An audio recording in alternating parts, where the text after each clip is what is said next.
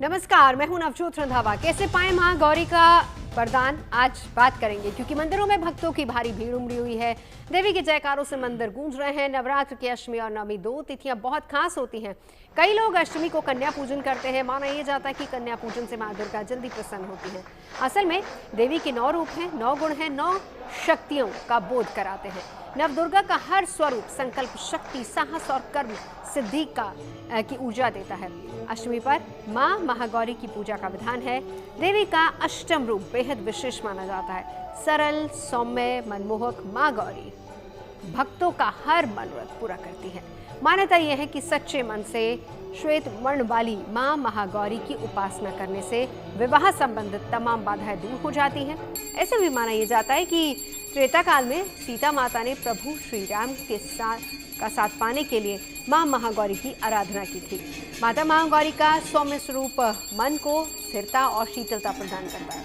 तो चर्चा करेंगे ज्योतिषाचार्यों से और जानेंगे कि मां दुर्गा को प्रसन्न करने के अचूक उपाय क्या है, कैसे करें मां की पूजा अर्चना, कैसे पाएं मां का आशीर्वाद। लेकिन उससे पहले जानिए मां महागौरी की महिमा और पूजा।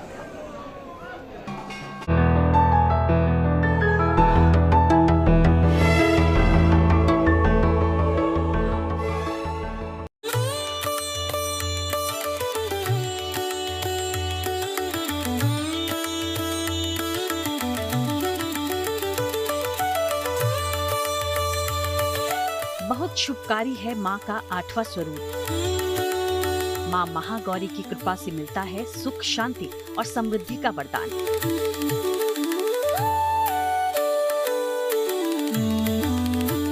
माँ की अनुकंपा से मिट जाते हैं सभी संताप। अमोघ फलदायिनी माँ महागौरी का स्वरूप अद्भुत है। गौर वर्ण वाली माँ महागौरी की 4 भुजाएं हैं। माँ सभी दुखों का नाश कर शीतलता प्रदान करती हैं। मान्यता है जो भी माँ को इस रूप में ध्याता है उसके सभी मनोरथ पूरे हो जाते हैं। नवरात्रि के 8वें दिन यानी अष्टमी तिथि को माता महागौरी की पूजा का विधान किया गया है। भगवान शिव की प्राप्ति के लिए इन्होंने कठोर तपस्या की थी, जिससे इनका शरीर काला पड़ गया। जब भगवान शिव ने इनको दर्शन दिया तब उनकी कृपा से इनका शरीर अत्यंत गौर वर्ण का हो गया और इनका नाम गौरी पड़ा। पुराणों में उल्लेख है कि माता सीता ने भी श्री राम की प्राप्ति के लिए माँ महागौरी की पूजा की थी। मान्यता है कि श्वेत वर्ण वाली माँ का ध्यान करने से सभी मनोकामनाएं पूर्ण होती हैं और विवाह संबंधी बाधाएं खासकर दूर होती हैं। विधि विधान से माता महागौरी की पूजा बेहद लाभकारी है। मान्यता है माँ महागौरी को सफेद रंग प्रिय है, इसलिए माँ को रोली, कुमकुम अर्पित किया जाए और सफेद मिठाई का भोग लगाया जाए। माँ के सामने घी का दीपक जलाएं और श्वेत वर्ण में उनका ध्यान करें।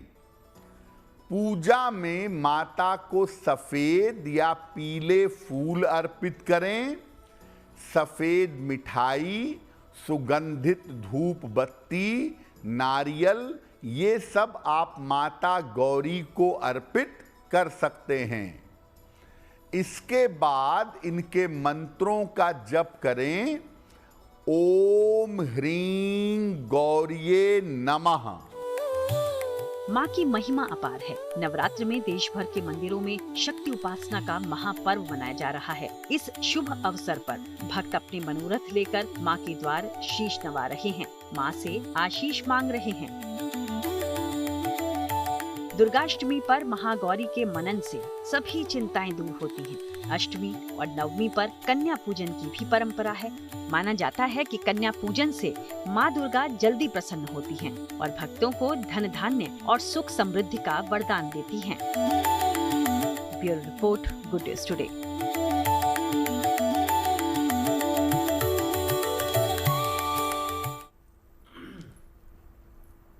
तो कैसे पाएं माँ महागौरी का वरदान और कैसे पूजा अर्चना करनी है, कैसे आराधना करनी है, कन्या पूजन किस तरीके से करना है, तमाम ऐसे सवाल है जिनका जवाब जानने के लिए खास मेहमान हमारे साथ जुड़ चुके हैं। मैं परिचय करा देती हूँ। हमारे साथ मान्य आर्य जी मौजूद हैं, पंडित संजय शर्मा मेरे साथ स्टूडियो में मौजूद है, साथ ही साथ पंडित दिवाकर त्रिपाठी हमारे साथ मौजूद हैं और आचार्य बद्री जी महाराज हैं। हम कथा भी सुनेंगे आचार्य जी आपके श्रीमुख से महागौरी की। लेकिन शुरुआत दिवाकर त्रिपाठी जी आपसे करते हुए जरा बताइए हमें इस बार क्या रहेगा, पूजा का समय, शुभ मुहूर्त क्या है इस बार?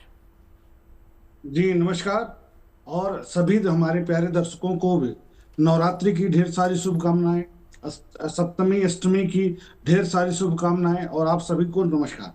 देखिए, अष्टमी तिथि की अगर हम बात करते हैं, आज सप्तमी तिथि है रात में 12 बजे के लगभग तक, उसके बाद 1:20 तक, उसके बाद अष्टमी तिथि लग जा रही है जो शनिवार को देर रात तक रहेगी। इस कारण से हम पूरा दिन अष्टमी तिथि प्राप्त कर रहे हैं और ऐसे में किसी भी समय जो लोग अष्टमी को, कुछ लोग अष्टमी को कन्या पूजन करते हैं, कुछ लोग नवमी तिथि में कन्या पूजन करते हैं, क्योंकि हमारे क्षेत्र में देखा गया है, पूर्वांचल में विशेष करके गोरखपुर क्षेत्र में, कि नवमी के दिन भी कन्या पूजन करते हैं और कहीं ज्यादातर जगहों पर अष्टमी को कन्या पूजन करते हैं। तो दोनों ही दिन, पूरा दिन सूर्योदय से लेकर देर रात तक अष्टमी भी प्राप्त हो रही है और नवमी भी प्राप्त हो रही है। एक मिनट आपको रोकना चाहूंगी दिवाकर जी, क्योंकि एक थोड़ा सा कंफ्यूजन क्योंकि तिथियों को लेकर था। हालांकि गुड न्यूज टुडे ने ऑलरेडी ये चीज क्लियर कर दी थी कि इस बार द्वितीय तृतीया एक साथ लगी थी, लेकिन अभी भी लोगों के जहन में अष्टमी नवमी को लेकर कंफ्यूजन है, साथ साथ वो भी क्लियर करते जाइए। देखिए, थोड़ा सा पंचांगों का फेरबदल हुआ था, क्योंकि पूर्वांचल में प्रयागराज से पूर्व क्षेत्र में देखा जाएगा तो पंचमी और चतुर्थी एक दिन हुई थी, और पश्चिमी क्षेत्र में जहां दिल्ली और क्षेत्र है, दिल्ली का जो आसपास के क्षेत्र है, वहां पर द्वितीया और तृतीया को एक दिन रखा गया था। लेकिन अष्टमी और नवमी में किसी तरह का कोई कंफ्यूजन नहीं है। कल हम पूरे दिन अष्टमी तिथि मनाएंगे, अष्टमी तिथि होगा और रविवार को नवमी तिथि रहेगी, पूरे सूर्योदय से लेकर के देर रात तक। इसमें कोई कंफ्यूजन की बात नहीं है। इसलिए अष्टमी तिथि में जो लोग भी कन्या पूजन करते हैं, कन्या भोज करते हैं, वो अष्टमी तिथि कल के दिन ही करेंगे और पूरे विधि विधान के साथ करेंगे। साथ में एक बात मैं और स्पष्ट कर दूं कि जो रात में महानिशा पूजा होता है, नवमी पूजा जाता है, गांव में माताएं पूजती हैं, माता का नवमी पूजा करती हैं, वह भी कल की ही रात में पूजी जाएगी। इसमें कोई कंफ्यूजन नहीं है, किसी प्रकार का कोई चिंता की बात नहीं है। ये ध्यान रखना है कि कल के ही रात में नवमी पूजा किया जाएगा इसका। ठीक है दिवाकर जी, हाँ अपनी बात पूरी कर लीजिए पहले। हाँ, जैसे अष्टमी तिथि है ना, तो अष्टमी तिथि में महागौरी की पूजा करते हैं, नवमी की भी करते हैं। तो जो लोग भी निशा पूजा करते हैं, रात में पूजा करते हैं, उसमें दोनों देवियों की पूजा करते हैं, माता के दोनों स्वरूपों की पूजा करते हैं। उसमें कलश रखा जाता है, 2 कलश रखते हैं, एक अष्टमी की जो माता है महागौरी की, फिर सिद्धिदात्री माता की, दोनों की पूजा उसी रात में कर लेते हैं और यह पूजा मनोकामना की पूर्ति के लिए किया जाता है। और यह विशेष रूप से उत्तर प्रदेश के पूर्वी क्षेत्र में बहुत प्रचलित है। बिल्कुल, लौटती हूँ। अब जरा वान्या जी एक चीज और क्लियर कीजिए, यहीं से दिवाकर जी की बात को ही। अब उन्होंने कहा कि कल सुबह और शाम में पूजा होगी। मैं यहाँ पर विशेष तौर पर जानना चाह रही हूँ अपने उन दर्शकों के लिए जो कि कन्या पूजन करेंगे, क्या हम इस बात से ये समझें कि अष्टमी के दिन सुबह सुबह कन्या पूजन होगा और कन्या पूजन जो लोग नवमी के दिन करते हैं वो रविवार के दिन सुबह होगा? क्या हम इसी को समझ के चलें? देखिए, अगर हम अष्टमी तिथि की बात करते हैं तो ये लगेगी शुक्रवार 8:13 से लेकर शनिवार 7:26 तक। वहीं अगर हम नवमी तिथि की बात करते हैं, ये लगेगी 5 अप्रैल 7:26 से 6 अप्रैल 7:22 पर। शुभ मुहूर्त की अगर हम बात करते हैं, नवमी तिथि का जो शुभ मुहूर्त है वो 11:08 सुबह से लेकर 1:39 तक जो है ये रहेगा। अब ये डिपेंड करता है, जैसे अभी दिवाकर जी भी कह रहे थे, जैसे कई फैमिलीज में अष्टमी मनाते हैं और कई फैमिलीज में नवमी मनाते हैं, तो आप क्या पूछते हैं वो आपकी डिपेंड करता है, वो आपकी मतलब आप अपने परिवार में जैसे कैसे करते हैं, आप अष्टमी करते हैं या आप नवमी करते हैं। दूसरी बात, अभी जो है जैसे कई जगह द्वितीया और तृतीया, इसमें तृतीया तिथि का जो था क्षय था तो 2 और 3 एक ही दिन मनाया गया, लेकिन ये भी यहाँ पर भी पंचांगों का जो स्टेट वाइज जो कल्चरल इन्फ्लुएंस होता है, कई जगह 4 और 5 को एक साथ मनाया गया। सो ये डिपेंड करता है और वेरी करता है, आप जैसे जो भी आपके घर के रिचुअल्स हैं आप उसके हिसाब से कर सकते हैं। यानी कुल मिलाकर 8 ही नवरात्र है, कई जगह द्वितीय तृतीया हुई, कई हाँ जगह पंचमी षष्ठी दोनों एक साथ हुई है। अब संजय जी आपके पास आते हुए क्या महत्व है माँ के अष्टम रूप का, माँ महागौरी का? पहले मैं एक मंत्र से प्रारंभ करूंगा। जो भी दर्शक इस प्रोग्राम को देख रहे हैं उन सबको महानवरात्र की शुभकामनाएं और महाअष्टमी और नवमी के दिन की शुभकामनाएं। मंत्र से प्रारंभ करता हूं। प्रथम शैलपुत्री, द्वितीय ब्रह्मचारिणी, तृतीय चंद्र घंटेति, कुष्मांडेति चतुर्थकम, पंचम स्कंद मातेति, सप्तम कालरात्रि, महागौरी चाष्टमम। तो महागौरी का जो स्वरूप है वो 8वां स्वरूप है और माँ का जो स्वरूप है उस स्वरूप की आराधना करने से जिनका विवाह नहीं हो पा रहा, सबसे बड़ी बात यह है कि उसमें मंगला गौरी का पाठ किया जाता है। और सबसे बड़ी शक्ति, कहते हैं कि माँ जो शक्ति की प्रदायक मानी जाती है और ब्रह्मा, विष्णु और महेश तीनों के तेज से जो है माँ दुर्गा का जो है स्वरूप आकार हुआ है और उन्हीं की शक्तियाँ, तीनों शक्तियाँ जो है माँ के अंदर विराजमान है।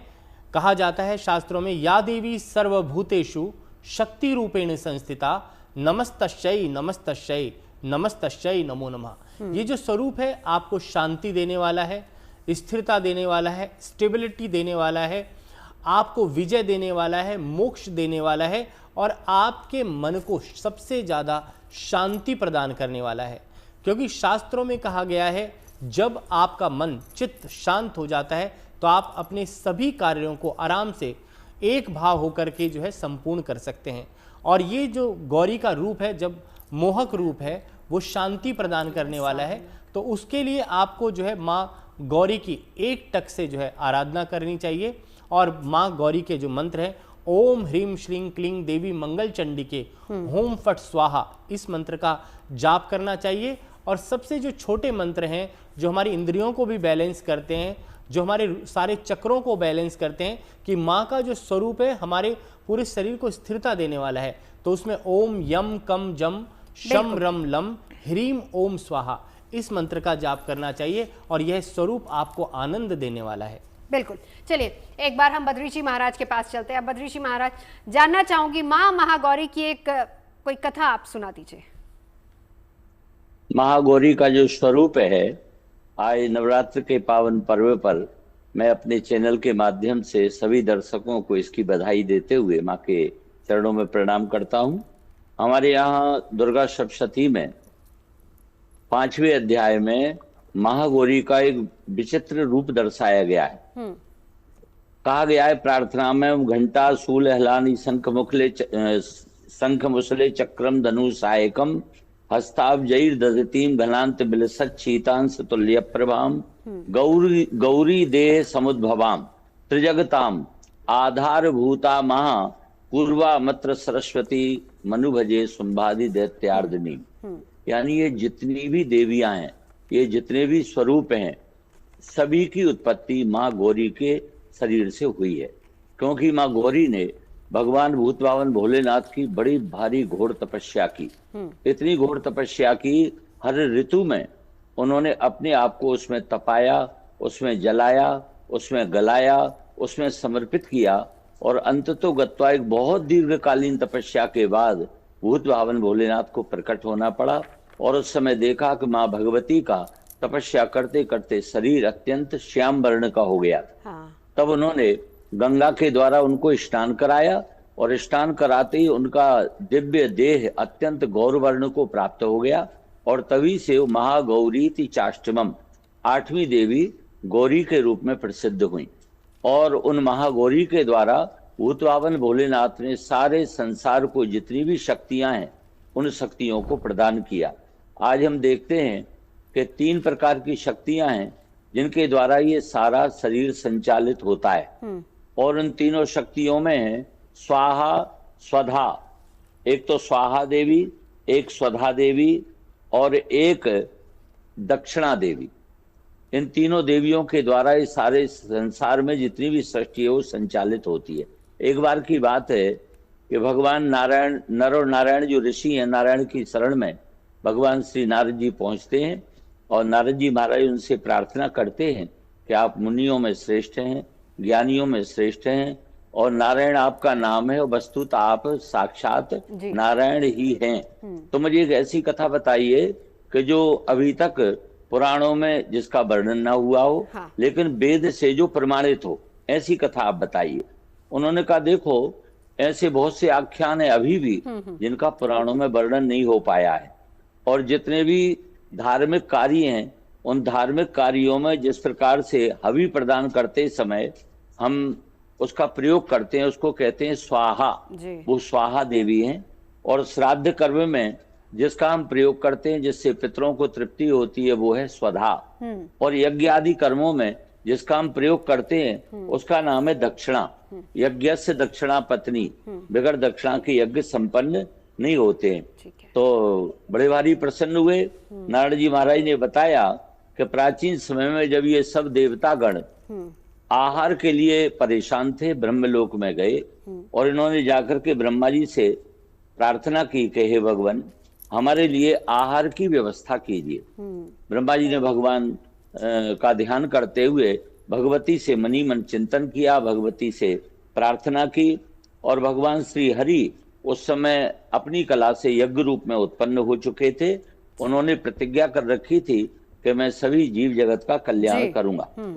तो उसी समय भगवान नारायण ने, और जब सभी देवता वहां पर ब्रह्मा जी के साथ में आए, ब्रह्मा जी ने प्रार्थना की तो उन्होंने स्वाहा देवी को प्रकट किया और स्वाहा से कहा तुम्हारे भीतर मैं एक पाचन शक्ति प्रदान करता हूं ताकि इन देवताओं को जो भी हवि प्राप्त हो और उस हवि को आप पचा करके इन देवताओं को शक्ति प्रदान करें।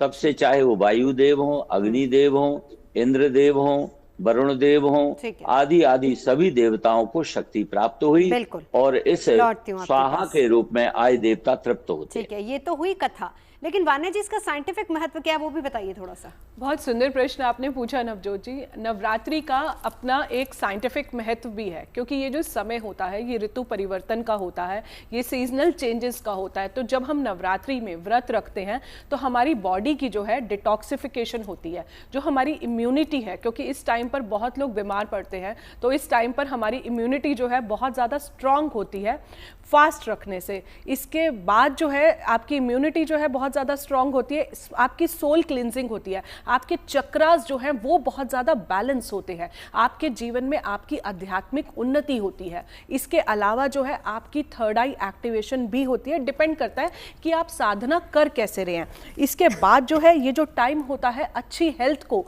जो है प्रिपेयर करने का, ये जो समय होता है। इसके अलावा जो है आप देखेंगे बहुत सारी और भी चीजें, ये शक्ति की आराधना है। जब भी आप अंदर से मजबूत होते हैं, आप अपनी आध्यात्मिक उन्नति यानी कि स्पिरिचुअल ग्रोथ का ये जो समय होता है, जो बुराई पर अच्छाई की जीत का ये जो प्रतीक होता है। श्री राम ने भी पूरे 9 जो है व्रत रखे थे। इसके अलावा आपको जीवन में आध्यात्मिक बल मिलता है, आप अंदर से स्ट्रेंथन होते हो, आपकी कुंडलिनी भी जो है जागृत होती है। डिपेंड करता है, आप जैसे नवरात्रि में अगर आपको देवी की कृपा पानी है तो सबसे ज्यादा आप लाल रंग का प्रयोग करें, लाल रंग के कपड़े पहने, लाल रंग के आसन पर जो है आप बैठे, आप देवी के आगे दीपक जो है वो जरूर जलाएं। इसके अलावा जो है आप दुर्गा सप्तशती पूरा एक ही फ्लो में अगर आप कर सकते हैं वो करें। कनक धारा स्रोत कर सकते हैं, दुर्गा सप्तशती करके निर्वाण मंत्र आप कर सकते हैं, ओम दुम दुर्गाय नमः का आप जाप कर सकते हैं, और दुर्गा कवच कर सकते हैं। कवच जो होता है हमारे आसपास एक शील्डिंग होता है, आप कहीं भी जा रहे हैं हर दिन आप कवच कर सकते हैं। आप कवच को जब खोल के देखेंगे तो उसमें आपकी बॉडी के एक एक पार्ट की जो है प्रोटेक्शन खुद ही लिखी होती है। आपके बाहों की रक्षा, आपकी नेत्रों की रक्षा, आपके कानों की रक्षा, तो आपके बॉडी का एक एक पार्ट को जो है बहुत ज्यादा प्रोटेक्शन मिलती है। इस टाइम पर जब आप व्रत रखते हैं तो आपकी सोल क्लिनजिंग होती है, आपकी सोल की डिटॉक्सिफिकेशन होती है। इंटरमिटेंट फास्टिंग से आपकी बॉडी के ऑर्गन्स को रेस्ट मिलता है और जो सीजनल क्लाइमेटिक चेंजेस होते हैं उससे बॉडी को अडेप्शन मिलती है। बिल्कुल। अब दिवाकर जी आपके पास आते हुए साथ ही साथ, क्योंकि देखिए अष्टमी और नवमी दोनों दिन लोग कन्या पूजन करते हैं, कन्या पूजन का महत्व बताइए, क्या बताया गया हमारे शास्त्रों में? देखिए, एक बात मैं कहना चाहूंगा कि नवरात्र में जो माता का 9 रूप है, इस 9 रूप में अगर आप देखते हैं तो प्रत्येक जो स्त्री है सांसारिक जगत में भी, उसमें 9 रूप हर स्त्री का बदलता है। जैसे प्रत्येक स्त्री का जो पहला रूप होता है वो पिता के नाम से जाना जाता है। तो शैल पुत्री, शैल पर्वत पे जो थे, शैल की पुत्री के रूप में। द्वितीय ब्रह्मचारिणी, जब वो पढ़ने जाती हैं, अध्ययन करने जाती हैं तो ब्रह्मचारिणी के रूप में होती हैं। तृतीयम चंद्रघंटेति, चंद्रघंटा के रूप में जब वो वैवाहिक रूप होता है, जब विवाह हो जाता है, तृतीयम चंद्रघंटेति। कुसुमांडेति, कुसुमांडा स्वरूप वो होता है जब माता गर्भवती हो जाती है, जब महिला गर्भवती होती है, जिसमें अंडज की उत्पत्ति हो जाती है, इस कुसुमांडा रूप होता है। तो तृतीयम चंद्रघंटेति कुसुमांडेति चतुर्थकम पंचमम स्कंद मातेति, यानी स्कंद कुमार की माता के रूप में जब उस बालक का जन्म हो जाता है, माता का जब माता का रूप बदल जाता है, बालक का जन्म हो जाता है, तब स्कंद माता के रूप में हो जाती है। उसके बाद माता का वह रूप होता है जब अपने बालक का, अपने बच्चे का विवाह करती है, तो वह कात्यायनी स्वरूप हो जाता है। उसके बाद काल रात्रि रूप आता है, यानी उसके बालक पर किसी भी प्रकार का कोई अरिष्ट आता है तो वह काली रूप में आकर के अपना प्रचंड स्वरूप दिखा करके उसकी रक्षा करती है। उसके बाद जब बालक बड़ा हो जाता है, अपने पैरों पर खड़ा हो जाता है, तो महागौरी के रूप में हो जाती हैं, और अंतिम जो स्वरूप होता है वह सिद्धदात्री के रूप में हो जाती है। तो जो ये 9 रूप है, ये प्रत्येक माता के लिए है, प्रत्येक महिला के लिए है, और आज भी यही 9 स्वरूपों में पूरा जीवन व्यतीत होता है। तो इसीलिए कहा जाता है कि पहला स्वरूप जो, चूंकि महागौरी की पूजा अष्टवर्षा सदा भवेत कहा गया है, अष्टवर्षा भवेद गौरी, यानी 8 वर्ष की माता गौरी के रूप में हो गई थी। जैसे एक बालिका 8 वर्ष की हो जाती है जब भगवान शिव प्रकट होते हैं और महागौरी के रूप में आती हैं, तो जो 8 वर्ष की आयु होती है, जितनी चमत्कार तेज होता है शरीर में, जितनी एक आकर्षण होता है, उस तरह का आकर्षण था माता के इस स्वरूप में। इसी कारण से बालिका के रूप में भी पूजन किया जाता है। 8 वर्ष से नीचे की आयु की जो बालिका होती है उनका पूजन करके आशीर्वाद प्रदान करते हैं, चाहे वो अष्टमी हो या नवमी हो। ठीक है, अब एक बार संजय जी आपके पास आते हुए कन्या पूजन का महत्व आप भी बता दीजिए, क्या रहता है, कितनी कन्याओं का पूजन, और क्या, क्योंकि इसमें कहा यह जाता है कि एक लंगूर पूजन भी होता है, उसका महत्व भी बताइए क्या होता है। देखो, पहला जो स्वरूप जैसे पंडित जी ने बताया, शैलपुत्री की पूजा जो होती है, कहते हैं कि शैलपुत्री जो आपको शांति प्रदान करने वाली है, और कहते हैं शैल माने होता है बर्फ़, जहाँ पे बिल्कुल वाइट हो और बर्फ़ ही बर्फ़ हो, शैलपुत्री का स्वरूप होता है, वो आपको बिल्कुल शांति देने वाली होती है। द्वितीय जो है ब्रह्मचारिणी, कि आपको जो है अपने जीवन के अंदर ब्रह्मचार्य तत्व का पालन करना चाहिए, आपको ब्रह्मचारी रहना चाहिए, आपका मन जो है कभी भी अडिग नहीं होना चाहिए। प्रथम शैलपुत्री, द्वितीय ब्रह्मचारिणी, तृतीय चंद्रघंटेति, कुष्मांडेति चतुर्थकम, पंचम स्कंद मातेति, सप्तम काल रात्रि महागौरी चाष्टमम। आखिरी जो स्वरूप होता है सिद्धदात्री का होता है, जो हमें सिद्धि प्रदान करने वाली है। कोई भी सुख चाहिए, आनंद चाहिए, किसी भी चीज़ की इच्छा आपके मन के अंदर है, तो सिद्धदात्री माँ जो है आपको प्रदान करती है। और लांगुरिया जो है इसलिए बिठाया जाता है कि कहते हैं कि 9 कन्याएं जो होती हैं उनके साथ में एक भैरव की पूजा भी हमारे यहाँ पे शास्त्रों में मानी गई है, और कहते हैं कि जब तक माँ की पूजा ना कर लें हम जब भी, तो भैरव की पूजा भी श्रेष्ठ मानी गई है, क्योंकि तब तक आपके दर्शन जो है पूरे नहीं होते। तो इसलिए लांगुरिया का जो विधान शास्त्रों में माना गया है कि एक लांगुरिया भी जो है जरूर बैठाना चाहिए। माँ देवी के 9 स्वरूपों की आराधना के पश्चात जो है एक भैरव की पूजा का जो है विशेष विधान रहता है। और आप जब दर्शन करने जाते हैं, वैष्णो देवी भी गए होंगे आप, तो आप देखें कि भैरव जी का दर्शन जो है बहुत जरूरी माना जाता है, तब तक आपकी यात्रा को जो है सफल नहीं माना जाता। उसका महत्व हम आगे विस्तार से आपसे समझेंगे।